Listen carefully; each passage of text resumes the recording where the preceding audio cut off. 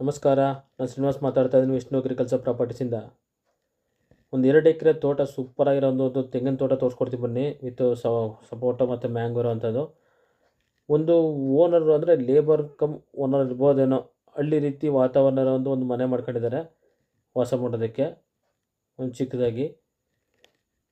ಅದು ಬಿಟ್ಟರೆ entire land ತೋಟ ಏನಿದೆ ಸುತ್ತ ಫೆನ್ಸ್ ಆಗಿದೆ, ರೆಡ್ ಸೈಲ್ ಇದೆ. ದಯಮಾಡಿ ರಿಕ್ವೆಸ್ಟ್ ಮಾಡ್ಕೊತೀನಿ, ಪೂರ್ತಿ ವಿಡಿಯೋ ನೋಡಿ. ಇದರಲ್ಲಿ 100 ಕೋಕೋನಟ್ ಇದೆ, 100 ಕೋಕೋನಟ್ ಇದೆ. ತುಂಬಾ ಚೆನ್ನಾಗಿ ಫಲ ಬಿಡ್ತಾಯಿದೆ, ನೋಡಬೇಕು ನೀವು. ಎಲ್ಲ ಎಂಟರ್ ಲ್ಯಾಂಡಲ್ಲಿ ತೆಂಗಿನ ಮರ ಹೇಗಿದೆ ತೋರಿಸ್ಕೊಡ್ತೀನಿ ಬನ್ನಿ. ಒಳ್ಳೆ ತಳಿ ಹಾಕಿದ್ದಾರೆ, ನಾಟಿ ತಳಿ. ತುಂಬಾ ಚೆನ್ನಾಗಿ ಬಿಟ್ಟಿದೆ ಫಲ. ಸಪೋಟ ಒಂದು 40 ಇದೆ, ಮ್ಯಾಂಗೋ ಒಂದು 5 ಮಾವಿನ ಮರ ಇದೆ.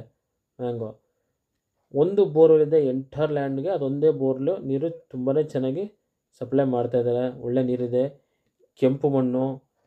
ನೀವು ಫಲ ನೋಡಬೇಕು. ಮರ ಏನೊಳ್ಳೆ ಈ ದ್ರಾಕ್ಷಿ ತೋಟದಲ್ಲೇ ದ್ರಾಕ್ಷಿ ಗೊಂಚಲು ಬಿಟ್ಟಿದೆ ನೋಡಿ ಹೆಂಗೆ ಬಿಟ್ಟಿದೆ ಅಂದರೆ, ಆ ದ್ರಾಕ್ಷಿ ಗೊಂಚಲಿಲ್ವ ಹಂಗಿದೆ ಎಳ್ನೀರು, ಹಂಗಿದೆ ಫಲ. ತುಂಬಾ ಚೆನ್ನಾಗಿದೆ. ನೀವು ಯಾವ ಮರದಲ್ಲಿ ನೋಡಿ, ಅದು ಕಾಯಿ ಅಂತೂ ತುಂಬಾ ದಪ್ಪ ಸೈಜು. ನಿಮ್ಗೆ ತೋರಿಸ್ಕೊಡ್ತೀನಿ.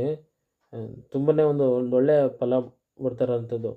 ಜಸ್ಟ್ ಇದು 200 ಮೀಟರ್ಸ್ ಇದೆ ಟಾರ್ವಾಡಿಂದ. ಚಾಮರಾಜನಗರದಿಂದ 13 kilometre, from Mysuru 60 kilometre, from Bengaluru approximately 175 kilometre. ನೀವು ಮದ್ದೂರಿಂದ ಮಳವಳ್ಳಿ, ಮಳವಳ್ಳಿಯಿಂದ ಕೊಳ್ಳೇಗಾಲದಿಂದ ಚಾಮರಾಜನಗರ ಬರ್ಬೋದು. ಅಥವಾ ಕನಕಪುರ, ಮಳವಳ್ಳಿ, ಚಾಮರಾಜನಗರ ಅಂದರೆ ಕನಕಪುರ, ಮಳವಳ್ಳಿ, ಕೊಳ್ಳೇಗಾಲ, ಚಾಮರಾಜನಗರ ಬರ್ಬೋದು. ಅಲ್ಲಿ ಬಂದರೆ 170 ಕಿಲೋಮೀಟ್ರು. ಎಕ್ಸ್ಪ್ರೆಸ್ ಹೈವೇ ಏನು ಜಾಯ್ನ್ ಆಗುತ್ತಲ್ಲ ಅಲ್ಲಿಂದ ಕ್ಯಾಲ್ಕುಲೇಟ್ ಆಗಿದೆ ಡಿಸ್ಟೆನ್ಸು. ಅಪ್ರಾಕ್ಸಿಮೇಟ್ಲಿ 175 ಕಿಲೋಮೀಟ್ರ್ ಆಗುತ್ತೆ ಬೆಂಗಳೂರಿಂದ. ಜನರಲ್ ಪ್ರಾಪರ್ಟಿ, ಡಾಕ್ಯುಮೆಂಟ್ಸ್ ಎಲ್ಲ ಕ್ಲಿಯರ್ ಇದೆ.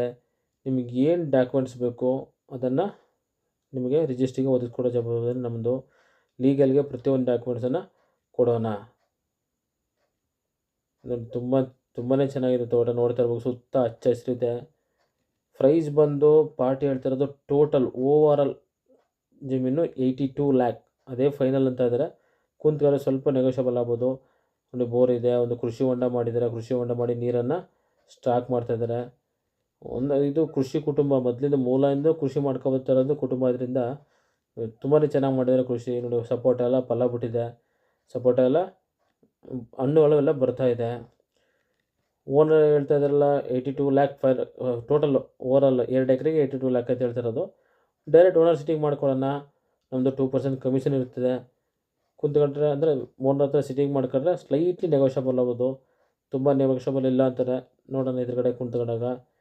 ಹೆಚ್ಚಿನ ಮಾಹಿತಿಯಾಗಿ ನನ್ನ ಸ್ಕ್ರೀನ್ ಮೇಲೆ ಬರೋ ಬರೀ ಕರೆ ಮಾಡಿ. ದಯಮಾಡಿ ವಿಡಿಯೋನೆಲ್ಲ ಪೂರ್ತಿ ನೋಡಿ, ಡೀಟೇಲ್ಸ್ ಎಲ್ಲ ತಿಳ್ಕೊಂಡು ಆಮೇಲೆ ಕರೆ ಮಾಡಿ. ನೋಡಿ ಫಲ ಹೆಂಗೆ ಬಿಟ್ಟಿದೆ ಅಂತ ತೋರಿಸ್ತಾ ಇದ್ದೀನಿ.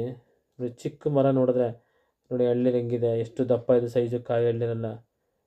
ತುಂಬಾ ಒಂದೊಳ್ಳೆ ತಳಿ ಹಾಕಿರೋದು. ತುಂಬಾ ಚೆನ್ನಾಗಿ ಫಲ ಬಿಡ್ತಾ ಇದೆ.